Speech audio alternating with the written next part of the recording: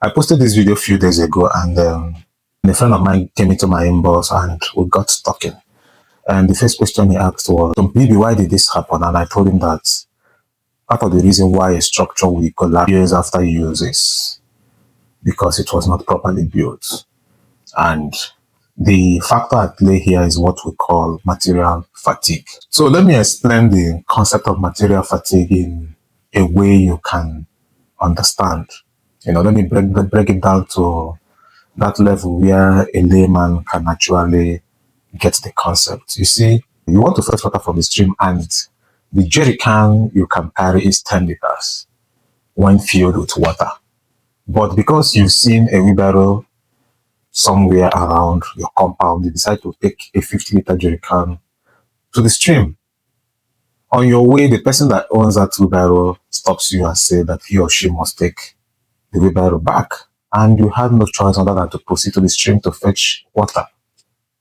After fetching water, few people around helps you to lift that 50 liters of water on your head. The first thing you will notice is that you're going to stagger. Your body is going to adjust to that weight on your head. Translating that to a structure, it will come up likely in the form of cracks. You begin to experience cracks, and some of these cracks can be horizontal in nature, they can be vertical in nature, and sometimes they are angular in nature. That is the building, the structure, telling you that I am getting tired.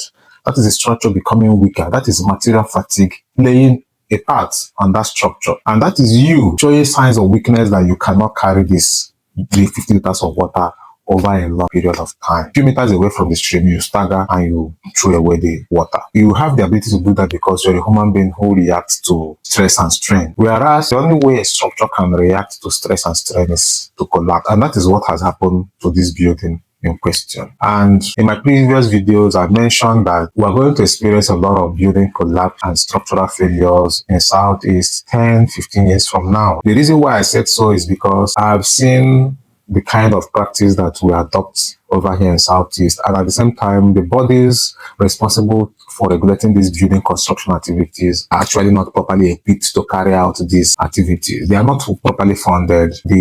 Those in authorities, the politicians are actually joking with it.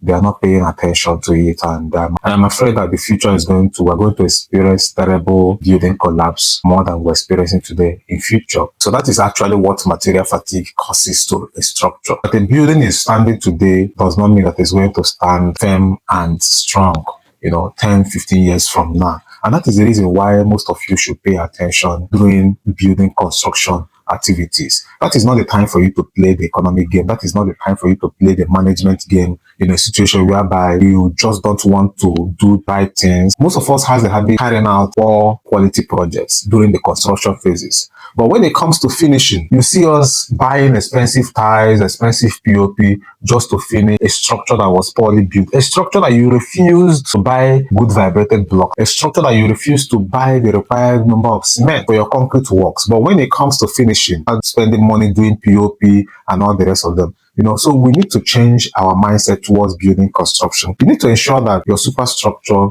your substructure, superstructure, your plumbing and electrical, these 4 items are well taken care of during construction phases. Then we also need to have that concept in mind to see a building as a Toyota Lexus that you can upgrade from 2010 to 2025. You understand? It's easier for you to upgrade your building finishes than for you to start upgrading your structure. Upgrading a structure simply means retrofitting a structure. So rather than spend money on finishing, why not spend money on these 4 items so that you have a good structure that you can actually upgrade in future? You see, so what do I do? The question is, my building is showing signs of weakness already. I made a video about the effect of plumbing leakages, intermittent plumbing issues in a building. You need to find that video and watch it so that you can actually adopt the corrective measures that was stated in that video. It will help you a lot for those of you that are having plumbing issues in your building. So if you're built a house that is actually showing signs of weakness, what do you need to do? The thing you need to do is to carry out what we call a non-destructive test on that building as a matter of urgency. Carry out a non-destructive test on that building. Then If that building fails structural integrity test, the next line of action is for you to get a seasoned and experienced structural engineer, builder, and architect that will retrofit that building for you. You can consult us, you can contact us. We've done a lot of retrofit on structure that we are at the verge of collapse, especially here in Southeast. So that is the thing, that is the corrective measure you can take on your building. And if you're in this category, if you know that you built a structure that is 2 floors and above, and you are not sure, you are not just sure of what happened during construction phases. Either you're in diaspora, or you paid no attention, or during the construction stages, you had little fun and you were managing materials, Instead of when they say let us buy the right size of 16 mm, you go for the undersized 16 mm. Instead of you to use 16 mm, you're using 12 mm where you're supposed to use 16 mm.